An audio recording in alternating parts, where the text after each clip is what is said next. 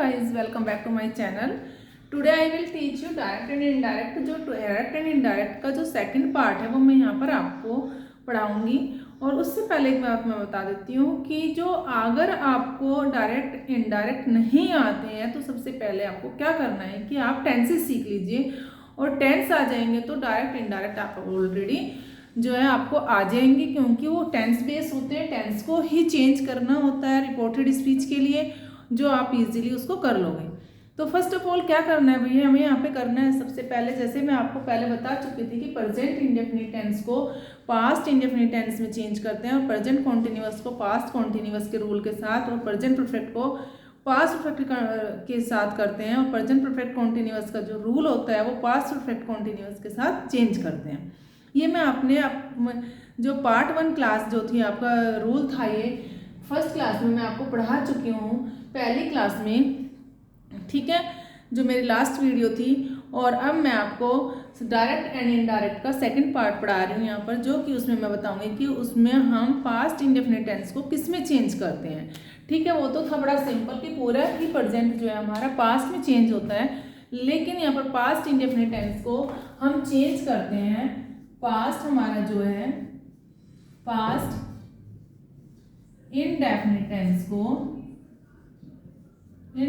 Tense को बच्चों change करते हैं हम यहाँ पर पास्ट परफेक्ट के रूल के साथ, पास्ट परफेक्ट टेंस के साथ में। यानी कि बहुत ही ईजी है, कुछ भी नहीं है, आप इजीली इसको कर लोगे। बहुत सारे बच्चे ऐसे होते हैं जो बहुत अच्छे अच्छे स्कूलों में जाते हैं, कहने को कॉन्वेंट स्कूलों में जाते हैं, बट वो यही नहीं जानते कि हमारा जो डायरेक्ट एंड इनडायरेक्ट स्पीच है वो टेंस बेस होती है। उनको टेंस के भी एक भी रूल नहीं पता होता है, सिर्फ जो क्लास में पढ़ाया जाता है बीच बीच में से जो टेंसेज आ गए हैं बच्चों को बुकिश लैंग्वेज के अकॉर्डिंग पढ़ा देते हैं और उसमें से वो आ जाता है, लेकिन ऐसा नहीं है।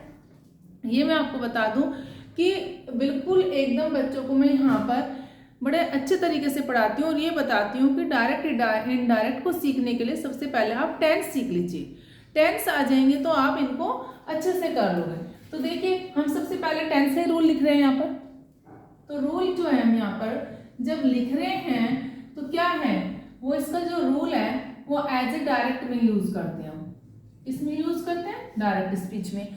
तो यहाँ इसका जो रूल है हमारा पास्ट इंडेफिनिट टेंस का, सब्जेक्ट और सेकंड फॉर्म यूज होती है, there is no helping verb. Second जो हमारा सिंपल सेंटेंस है यहाँ पर पास्ट इंडेफिनिट टेंस के सिंपल में, हम जो अफर्मेटिव सेंटेंस कहलाते हैं उसमें हम सब्जेक्ट के साथ सेकंड फॉर्म यूज करके और अदर वर्ड यूज कर रहे हैं। तो इसको जो हम चेंज करेंगे इनडायरेक्ट में, तो इनडायरेक्ट में हम चेंज कर रहे हैं,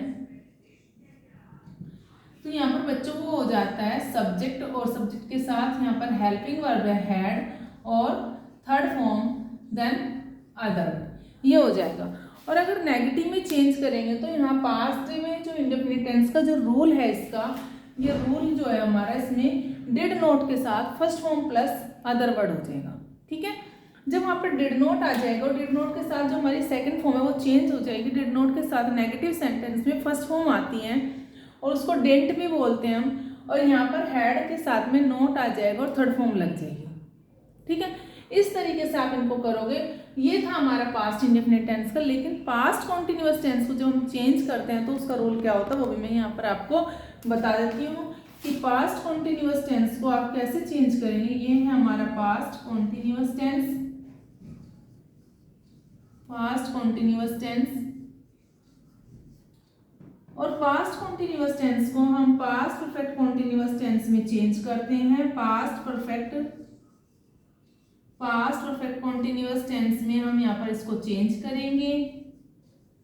ठीक है, और जो 6, 7, 8, 9, 10, 11 के जो बच्चों के पेपर होने वाले हैं, अभी एग्जाम जो शुरू होने वाले हैं, ये और उसमें बहुत ज़्यादा हेल्प कर रहे हैं बच्चों को। लेकिन बच्चों में कंफ्यूजन ये है कि हम उसे कैसे चेंज करें, how will I change, this is the main problem among all the students, but it is very easy if you know about tenses. Okay, tense is necessary for doing active and passive and direct and indirect, all the do these things only based on tense. ये जो हमारे tense direct indirect या reported speech है, दोनों ही उसकी tense base है। अगर आपको टेंस आ जाते हैं that's it is very easy to make the sentence and change into direct and into passive voice. अगर आप चेंज करने जा रहे हो एक्टिव वॉइस को तो पैसिव वॉइस में इजीली हो जाएगा, और डायरेक्ट को इनडायरेक्ट में चेंज कर रहे हैं तो अगर आपको रूल पता है, you know about all the rules, then it is easy to make sentences. Okay, तो ये है हमारा पास्ट कॉन्टिन्यूअस टेंस को पास्ट परफेक्ट कॉन्टिन्यूअस टेंस में हम चेंज कर रहे हैं। और पास्ट कॉन्टिन्यूअस टेंस का जो बच्चों रूल होता है वो है यहाँ पर पास्ट कॉन्टिन्यूअस टेंस का रूल हम आज डायरेक्ट में यूज करते हैं इसको। यहाँ पर इसका जो रूल है वो है सब्जेक्ट, और according to singular and plural हम वॉज वर यूज करते हैं। Already I taught you in our last class, subject was were और फर्स्ट फॉर्म प्लस आईएनजी होता है बच्चे, देन अदर वर्ड भी आ जाएगा। और after that when we change direct into indirect, तो जो पास्ट परफेक्ट कॉन्टिन्यूअस टेंस का जो रूल होता है वो है यहाँ पर पास्ट परफेक्ट कॉन्टिन्यूअस टेंस का रूल। देखिए ये है subject had been first form plus ING other word और सिंस और फॉर। इसमें सिंस और फॉर का भी यूजेस होता है। जो पास्ट परफेक्ट कॉन्टिन्यूअस टेंस होता है बच्चे, उसमें हम पास्ट परफेक्ट कॉन्टिन्यूअस टेंस में सिंस और फॉर का यूज भी होता है had been plus first form के साथ में। तो ये है हमारा डायरेक्ट एंड इनडायरेक्ट। एक बार फिर मैं आपको रिवाइज करवा देती हूँ। ये है past indefinite tense. Past indefinite tense को हम चेंज करते हैं पास्ट परफेक्ट टेंस में। जो पास्ट इंडेफिनिट टेंस का रूल है बच्चे, ये है हमारा पास्ट इंडेफिनिट टेंस का रूल। सब्जेक्ट के साथ में सेकंड फॉर्म हम यूज कर रहे हैं यहाँ पर, और अदर वर्ड आ जाता है। जब इनडायरेक्ट में हम चेंज करेंगे तो पास्ट परफेक्ट टेंस को हम चेंज करते हैं यहाँ पर, तो उसका जो रूल होता है सब्जेक्ट हैड, और हैड के साथ हमारी थर्ड फॉर्म आ जाती है because it is a helping verb. Helping verb ये इसलिए कहलाते हैं क्योंकि ये मेन वर्ब की हेल्प कर रही है, इसलिए this is called helping verb. और यहाँ पर अदर वर्ड आ जाता है। Now we are talking about past continuous tense. while changing past continuous tense into past perfect continuous tense, the rule of that subject was were first form plus ing or other word. When we change direct into indirect sentence, the subject had been first form plus ing other word since or for. This is the past perfect continuous tense rule. तो इस तरीके से जो है आप change कर सकते हैं इनको, और ये बहुत ही इजी है। और अगर आपको इस वीडियो से रिलेटेड कोई भी डाउट होंगे तो आप मुझे लिख कर भेज सकते हैं कमेंट बॉक्स में। लेकिन एक बात मैं आपको बच्चों को ये बताना चाहती हूँ सभी को कि आपको करना क्या है। सबसे पहले आपको ये देखना है कि आपको टेंस आते हैं या नहीं आते हैं। तो टेंस आते हैं तो सबसे पहले आप टेंस सीख लीजिए। अगर टेंस नहीं आते, डायरेक्ट आप इनडायरेक्ट और डायरेक्ट करना चाहते हो तो वो आपके लिए इजी नहीं होगा। सिर्फ रट्टा लगा लोगे, समझ में नहीं आएगा। तो समझने का तरीका तो यही है बच्चों कि आप सबसे पहले टेंस सीखिए। टेंस आपको अच्छे से समझ में आ जाते हैं, टिप्स पे आपको पता है कि किस टेंस का क्या रूल है, तो तभी आप उसको चेंज करने में अच्छे से आपको चेंज कर सकते हैं। और अगर चेंज नहीं करेंगे, नहीं आपको टेंसेज आता है तो आप चेंज नहीं कर सकते, क्योंकि वो एक सिर्फ रेक्टिफिकेशन हो जाता है कि हाँ आपने जो है एक दो पर्टिकुलर समझ लिया है कि अच्छा ये ऐसे आएगा तो ऐसे चेंज कर लेंगे, लेकिन इट्स नॉट द नेसेसरी। आपको फर्स्ट ऑफ ऑल लर्न करना है और करके देखना है सारे टेंसेज, तभी आपको डायरेक्ट इनडायरेक्ट के रूल समझ में आ जाएंगे कि कैसे किसको चेंज करना है। ठीक है, ये तो है हमारे इसका रूल। और दूसरी बात यहाँ पर आती है जो फ्यूचर में हम बताते हैं, फ्यूचर में हम करते हैं तो फ्यूचर का कैसे करते हैं। बिल का बोर्ड हो जाता है, अभी मैं आपको लिख के ये बता देती हूँ कि कैसे इनको आपको चेंज करना है। ठीक है, तो चेंज करने के लिए क्या करना है बच्चों, देखिए चेंज करने के लिए सबसे पहले आपको यहाँ पर देखना है कि हम फ्यूचर में जब चेंज करते हैं तो फ्यूचर का क्या होता है। यहाँ पर विल का वुड हो जाता है। क्या करते हैं, विल होगा तो वुड हो जाएगा, और शैल होगा तो शुड हो जाएगा। ठीक है, मस्ट को हैड टू में चेंज करते हैं, दिस इज मोडास, ठीक है। कैन है, कुड हो जाता है वाइल चेंजिंग इनडायरेक्ट। में को माइट में चेंज करते हैं, दिस को this, that, today, that day,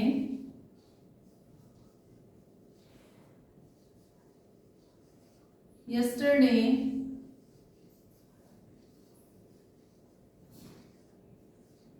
the previous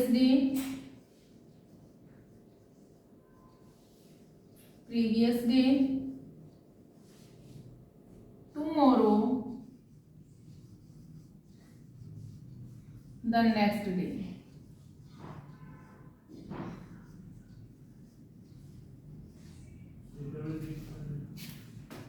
तो इस तरीके से बच्चे हम इनको सबको चेंज कर लेते हैं।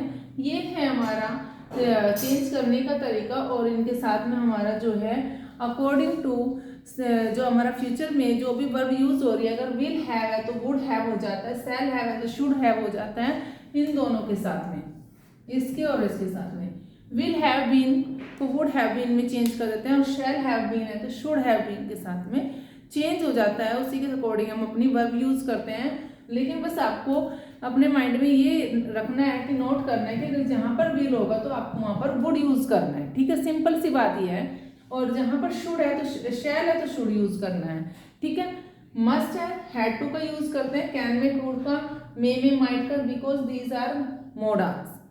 और इंटरेस्टिंग बातें ये है यहाँ पर एक चीज और मैं आपको बता दूं, इसको आप नोट कर लेना। और सबसे इंटरेस्टिंग बातें ये है, देखिए इंटरोगेटिव सेंटेंस को जब आप चेंज करते हो डायरेक्ट से इनडायरेक्ट में, तो बहुत सारे बच्चे सेम लिख देते हैं कि मैम आपने तो ना ऐसे ही पढ़ाया था, ऐसे ही करना है।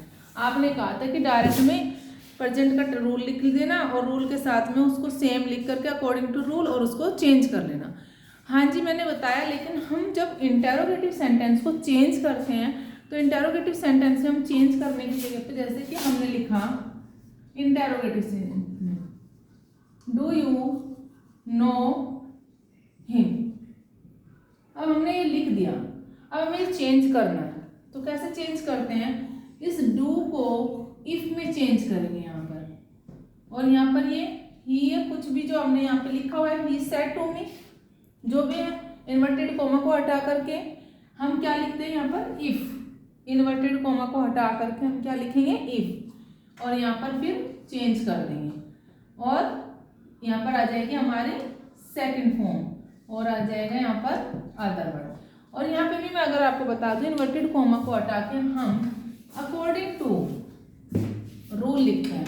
कोई भी जो हमारा सब्जेक्ट होता है, ये एक समझाने वाली बात है। वैसे तो सिंपल सेंटेंस में हम जब चेंज करते हैं वहाँ पर क्या यूज करते हैं, इन्वर्टेड कोमा को हटाकर दैट। और सैड टू को चेंज कर देते हैं टोल्ड में। किसको सैड टू को किस में चेंज करते हैं, सैड टू को टोल्ड में चेंज कर देते हैं। सैड टू क्या हो जाता है हमारा, टोल्ड हो जाता है। लेकिन ये सिंपल सेंटेंस में होता है। अगर बात करते हैं इंटेरोगेटिव सेंटेंस की, सैड टू को किस में चेंज कर देते हैं, आस्क्ड में। अगर वहां पर सिंपल सेंटेंस है, सैड टू को किस में चेंज करेंगे, आस्क्ड में। और अगर वहां पर इन्वर्टेड कोमा है, जो भी है, इन्वर्टेड कोमा को हटाकर हम किस में चेंज कर देंगे उसको, दैट।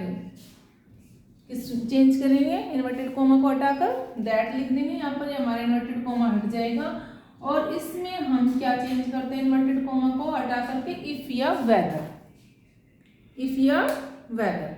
इस तरीके से हम इसको करते हैं। यहाँ पर आपको पता होना चाहिए कि कैसे इसको चेंज करते हैं।